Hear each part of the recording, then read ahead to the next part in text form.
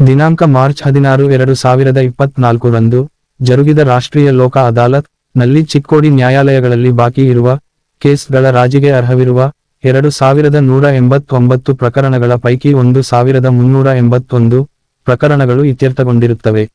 ಈ ಪ್ರಕರಣಗಳಿಗೆ ಸಂಬಂಧಪಟ್ಟಂತೆ ನ್ಯಾಯಾಧೀಶರಾದ ಶ್ರೀ ಹರೀಶ್ ರಂಗನಗೌಡ ಪಾಟೀಲ, ಶ್ರೀ ಅಶೋಕ್ ಆರ್.ಎಚ್. ಹಾಗೂ ನ್ಯಾಯವಾದಿಗಳ ಸಂಘದ ಅಧ್ಯಕ್ಷರಾದ ಶ್ರೀ ಕಲಮೆಶೆಟ್ಟಿ ಕಿವಡ ಇವರು ನಮ್ಮ ವಾಹಿನಿಗೆ ಮಾತನಾಡಿ ಒಟ್ಟು ಈ ಪ್ರಕರಣಗಳು ಇತ್ಯರ್ಥಗೊಂಡ ಬಗ್ಗೆ ತಿಳಿಸಿದರು. ದಿನಾಂಕ ಮಾರ್ಚ್ 16, 2024 ರಂದು ಜರುಗಿದ ರಾಷ್ಟ್ರೀಯ ಲೋಕ ಅದಾಲತ್ ನಲ್ಲಿ 12,246 ಪೂರ್ವವ್ಯಾಜ್ಯ ಪ್ರಕರಣಗಳ ಪೈಕಿ 11,718 ಪೂರ್ವ ರಾಜ್ಯ ಪ್ರಕರಣಗಳು ಇತ್ಯರ್ಥಗೊಂಡಿರುತ್ತವೆ. ಇದರಲ್ಲಿ ಗಂಡ ಹೆಂಡತಿ ಜಗಳದ ಮಧ್ಯೆ ಡೈವರ್ಸ್ ಆಗುವ ಹಂತಕ್ಕೆ ಬಂದ 5 ಜೋಡಿಗಳ ಪ್ರಕರಣಗಳು ಬಂದಿದ್ದವು. ಅವುಗಳನ್ನು ರಾಜಿ ಮೂಲಕ ಸರಿಪಡಿಸಿ ಆ ಜೋಡಿಗಳನ್ನು ಒಡೆಯದಂತೆ ಮತ್ತೆ ತಮ್ಮ ಸಂಸಾರದಲ್ಲಿ ಒಂದಾಗಿ ಬಾಳುವಂತೆ ಮಾಡಲಾಯಿತು. ಈ ಸುದ್ದಿಗೋಷ್ಠಿ ಸಂದರ್ಭದಲ್ಲಿ ಶ್ರೀ ಹರೀಶ ರಂಗನಗೌಡ ಪಾಟೀಲ, ಗೌರವಾನ್ವಿತ ಪ್ರಧಾನ ಹಿರಿಯ ದಿವಾಣಿ ನ್ಯಾಯಾಧೀಶರು ಹಾಗೂ ಅಧ್ಯಕ್ಷರು ತಾಲೂಕು ಕಾನೂನು ಸೇವೆಗಳ ಸಮಿತಿ ಚಿಕ್ಕೋಡಿ, ಶ್ರೀ ಅಶೋಕ ಆರ್.ಎಚ್. ಗೌರವಾನ್ವಿತ ಪ್ರಧಾನ ದಿವಾಣಿ ನ್ಯಾಯಾಧೀಶರು ಹಾಗೂ ಪ್ರಥಮ ದರ್ಜೆ ನ್ಯಾಯಿಕ ದಂಡಾಧಿಕಾರಿಗಳು ಮತ್ತು ಸದಸ್ಯ ಕಾರ್ಯದರ್ಶಿಗಳು, ತಾಲೂಕು ಕಾನೂನು ಸೇವೆಗಳ ಸಮಿತಿ ಚಿಕ್ಕೋಡಿ, ಶ್ರೀ ನಾಗೇಶ ಪಾಟೀಲ, ಗೌರವಾನ್ವಿತ ಮೊದಲನೇ ಹೆಚ್ಚುವರಿ ದಿವಾಣಿ ನ್ಯಾಯಾಧೀಶರು ಹಾಗೂ ಪ್ರಥಮ ದರ್ಜೆ ನ್ಯಾಯಿಕ ದಂಡಾಧಿಕಾರಿಗಳು ಚಿಕ್ಕೋಡಿ, ಶ್ರೀ ಕಲ್ಮೇಶೆಟ್ಟಿ ಕಿವಡ, ಅಧ್ಯಕ್ಷರು ನ್ಯಾಯವಾದಿಗಳ ಸಂಘ ಚಿಕ್ಕೋಡಿ, ಶ್ರೀ ಎಸ್.ಆರ್. ವಾಲಿ, ಕಾರ್ಯದರ್ಶಿಗಳು ನ್ಯಾಯವಾದಿಗಳ ಸಂಘ ಚಿಕ್ಕೋಡಿ, ಶ್ರೀ ಎನ್.ಡಿ. ದರ್ಬಾರೆ, ಉಪಾಧ್ಯಕ್ಷರು ನ್ಯಾಯವಾದಿಗಳ ಸಂಘ ಚಿಕ್ಕೋಡಿ ಸೇರಿದಂತೆ ಕೋರ್ಟಿನ ಸಿಬ್ಬಂದಿ ವರ್ಗದವರು ಉಪಸ್ಥಿತರಿದ್ದರು. ನಾವೇನು ಲೋಕ ಅದಾಲತ್ ಏನು ಪ್ರೊಸೀಜರ್ ಇದೆ, ನಾವು ನ್ಯಾಯವಾದಿಗಳ ಸಂಘ ಚಿಕ್ಕೋಡಿ ಮೊದಲಿನಿಂದ ಪ್ರತಿಯೊಂದು ಹಂತದಲ್ಲಿ ಸಾಮಾನ್ಯ ತಾಲೂಕು ಲೀಗಲ್ ಅಫೇರ್ಸ್ ಅಥಾರಿಟಿ ನ್ಯಾಯಾಧೀಶರಾಗಲಿ ಮತ್ತು ಕಕ್ಷಿದಾರ ಹಿತ ಕಾಪಾಡ್ಕೊಂಡು ನಾವು ಯಾವತ್ತೂ ಒಂದು ಸಹಕಾರ ಮಾಡ್ಕೊತ ಬಂದಿದ್ದೀವಿ. ಈ ಒಂದು ಸಂದರ್ಭದಲ್ಲಿ ನಮ್ಮ ನ್ಯಾಯವಾದಿಗಳು ಮತ್ತು ಕಕ್ಷಿದಾರರು ಮತ್ತು ಸಾಹೇಬರು ಒಂದು ವಿಶೇಷವಾಗಿ 6 ಜನ ಜೋಡಿ ಡೈವೋರ್ಸ್ ಮಾಡಿ ಫೈನಲ್ ಸ್ಟೇಜ್ ಇನ್ನೇನು ಡೈವೋರ್ಸ್ ಮಾಡುವಂತ ಸ್ಟೇಜಲ್ಲಿ ಬಂದಿದ್ರು.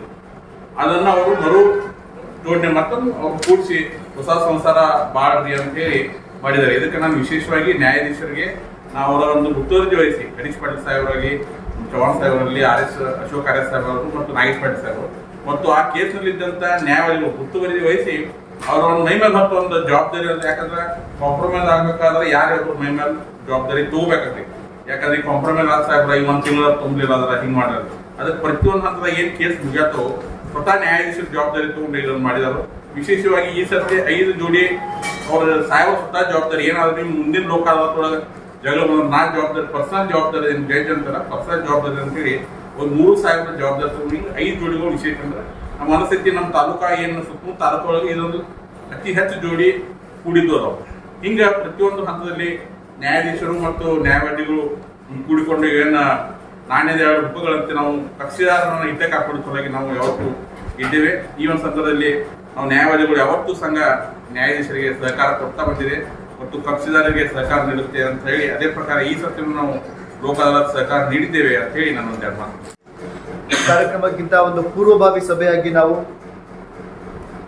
ಎಲ್ಲ ಹಂತದಲ್ಲಿಯೂ ಕೂಡ ತಯಾರಿಯನ್ನು ಮಾಡಿ ಮಾಧ್ಯಮ ಮಿತ್ರರಿಗೂ ಕೂಡ ನಾವು ಸಭೆಗೆ ಆಹ್ವಾನ ಮಾಡಿ ಅವರಿಂದಲೂ ಕೂಡ ನಾವು ಒಂದು ಕೋಆರ್ಡಿನೇಷನ್ ಅನ್ನ ನಾವು ಎಕ್ಸ್ಪೆಕ್ಟ್ ಮಾಡಿದ್ವಿ. ಸೊ ಆ ರೀತಿ ತಾವುಗಳು ಕೂಡ ನಮ್ಮ ಸಭೆಗೆ ಆಗಮಿಸಿ ಲೋಕ ಅದಾಲತ್ ಹಾಗೆ ಈ ನಮ್ಮ ರಾಷ್ಟ್ರೀಯ ಲೋಕ ಅದಾಲತ್ ಪರ್ಟಿಕ್ಯುಲರ್ ಆಗಿ ದಿನಾಂಕ 16/3/2023 ರಂದು ಏನು ಲೋಕ ಅದಾಲತ್ ಆಗಲಿಲ್ಲ ಅದ್ರ ಬಗ್ಗೆ ತಾವು ಕೂಡ ಪಬ್ಲಿಸಿಟಿ ಕೊಟ್ಟಿದ್ದೀರಿ. ಅದರ ಒಂದು ಪರಿಣಾಮವಾಗಿ ನಾವು ಹೆಚ್ಚು ಪ್ರಕರಣಗಳ ಈ ಬಾರಿ ವಿಲೇವಾರಿ ಮಾಡಿದ್ದೀವಿ.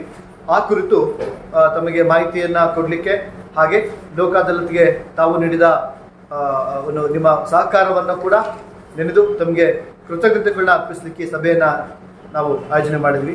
ಈ ಸಭೆಗೆ ಆಗಮಿಸಿರುವ ತಾಲೂಕು ಕಾನೂನು ಸೇವಾ ಸಮಿತಿಯ ಅಧ್ಯಕ್ಷರು ಹಿರಿಯ ದಿವಾನಿ ನ್ಯಾಯಾಧೀಶರು ಆದ ಶ್ರೀ ಹರೀಶ್ ಪಾಟೀಲ್ ಸಾಹೇಬ್ಗೆ ನಾನು ಈ ಸಭೆಗೆ ಆಹ್ವಾನವನ್ನು ಕೊಡ್ತಾ ಇದ್ದೇನೆ.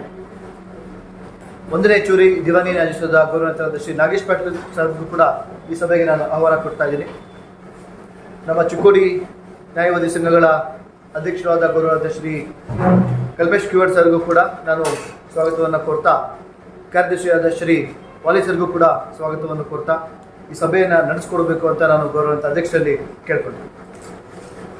189 ಪೆಂಡಿಂಗ್ ಕೇಸಸ್ಗಳನ್ನು ಲೋಕ ಅದಾಲತ್ಗೆ ನಾವು ರಾಜ್ಯಕ್ಕೆ ಯೋಗ್ಯವಾಗಿದೆ ಅಂತ ಪ್ರಕರಣಗಳನ್ನು ನಾವು ಲೋಕ ಅದಾಲತ್ಗೆ ತಗೊಂಡಿದ್ವಿ. ಎಷ್ಟು 2189 ಪ್ರಕರಣಗಳನ್ನು ನಾವು ತೆಗೆದುಕೊಂಡಿದ್ವಿ. ಅದರಲ್ಲಿ 1381 ಪ್ರಕರಣಗಳು ಡಿಸ್ಪೋಸ್ ಆಗಿದೆ ಲೋಕ ಅದಾಲತ್ನಲ್ಲಿ. ಅಂದರೆ ಮೋರ್ ದೆನ್ 50% ಕೇಸ್ 60% ಕೇಸಸ್ಗಳು ನಾವೇನು ಲೋಕ ಅದಾಲತ್ಗೆ ತೊಗೊಂಡಿದ್ವಲ್ಲ ಅದರಲ್ಲಿ 60% ಕೇಸ್ಗಳು ಲೋಕ ಅದಾಲತ್ನಲ್ಲಿ ಇಬ್ಬರು ಪಕ್ಷಗಾರರು ಏನು ಅವರು ರಾಜಿ ಮಾಡ್ಕೊಂಡಿದ್ದಾರೆ, ರಾಜಿ ಮೂಲಕ ಈ ಪ್ರಕರಣಗಳ ಮುಗಿದಿದೆ. ಮತ್ತು ಒಟ್ಟು ಈ ಪ್ರಕರಣಗಳಲ್ಲಿ ಎಷ್ಟು ಅಮೌಂಟ್ ರಿಕವರಿ ಆಗಿದೆ ಅಂದರೆ 6,45,95,031 ರೂಪಾಯಿ ನಮ್ಮ ನ್ಯಾಯಾಲಯಗಳ ಈ ರಾಜ್ಯ ಆಗೋ ಮೂಲಕ ಈ ಅಮೌಂಟು ಯಾರಿಗೆ ಅದು ಕಾನೂನು ಪ್ರಕಾರ ಸೇರಬೇಕಾಗಿತ್ತು ಅವ್ರ ಕೈಗೆ ಇದು ಸೇರಿದೆ. ಮತ್ತು ಅಂತ 11,718 ಕೇಸ್ಗಳನ್ನು ತೆಗೆದುಕೊಂಡಿದ್ವಿ. ಎಲ್ಲ ಡಿಪಾರ್ಟ್ಮೆಂಟ್ಗಳಿಂದಲೂ ನಮಗೆ ಲಿಟಿಗೇಷನ್ಸ್ ಬಂದಿತ್ತು. ಲೈಕ್ ವಾಟರ್ ಬಿಲ್ ಎಷ್ಟು ಡ್ಯೂ ಇದೆ ಅದು, ಮತ್ತು ರೆವಿನ್ಯೂ ಕಂದಾಯ ಇಲಾಖೆಯಲ್ಲಿ ಎಷ್ಟು ಪ್ರಕರಣಗಳ ಬಾಕಿ ಇದೆ ಅದು, RTI ಅಲ್ಲಿ ಎಷ್ಟು ಪಬ್ಲಿಕೇಶನ್ಸ್ ಬಾಕಿ ಇದೆ ಅದು, ಈ ಥರ ಎಲ್ಲ ಡಿಪಾರ್ಟ್ಗಳಿಂದ ಏನು ವಿಲೇವಾರಿಗೆ ಏನು ಬಾಕಿ ಇದ್ದಂಥ ಎಲ್ಲ ಅರ್ಜಿಗಳನ್ನು ಲೋಕ ಅದಾಲತ್ನಲ್ಲಿ ತಗೊಂಡು ಆ ದಿವಸ ಆ ಇಲಾಖೆಯ ಮುಖ್ಯಸ್ಥರು ಸಹಯೋಗದಿಂದ ನಾವು ಅವುಗಳನ್ನು ತೀರ್ಮಾನ ಮುಗಿಸಿದ್ದೀವಿ. ಅವು ಎಷ್ಟು ಅಂದರೆ 12,746 ಅರ್ಜಿಗಳನ್ನು ತಗೊಂಡಿದ್ವಿ. ಅದರಲ್ಲಿ 11,718 ಅರ್ಜಿಗಳು ತೀರ್ಮಾನ ಆಗಿದೆ, ಅಂದರೆ ವಿಲೆ ಆಗಿದೆ. 11,718 ಅರ್ಜಿಗಳು ವಿಲೆ ಆಗಿದೆ. ಅದರಿಂದ ಬಂದ ಅಮೌಂಟ್ ಎಷ್ಟು ಅಂದರೆ 1,89,08,301 ರೂಪಾಯಿ ರಿಕವರಿ ಆಗಿದೆ. ಸೊ ಲೋಕ ಅದಾಲತ್ನಲ್ಲಿ ಈ ಸಲ ನಮಗೆ ಅನುಕೂಲ ಆಗಿರೋದು ಅಂತಂದರೆ ಪೆಂಡಿಂಗ್ ಕೇಸ್ಗಳು 1,381 ಪೆಂಡಿಂಗ್ ಕೇಸ್ಗಳನ್ನು ನಾವು ಲೋಕ ಅದಾಲತ್ನಲ್ಲಿ ನಾವು ಏನು ಬಗೆಹರಿಸಿದ್ದೀವಿ. ಎರಡೂ ಪಕ್ಷಗಾರರ ಸಹಾಯದಿಂದ ಮತ್ತು ಅವರ ಇಬ್ಬರು ವಕೀಲರ ಸಹಕಾರದಿಂದ ನಾವು ಇಷ್ಟು ಪ್ರಕರಣಗಳನ್ನು ನಾವು ಇಲ್ಲಿ ವಿಲೇವಾರಿ ಮಾಡಲಿಕ್ಕೆ ಅನುಕೂಲ ಆಗಿದೆ. ಇದು ಲೋಕ ಅದಾಲತ್ತು ವರ್ಷ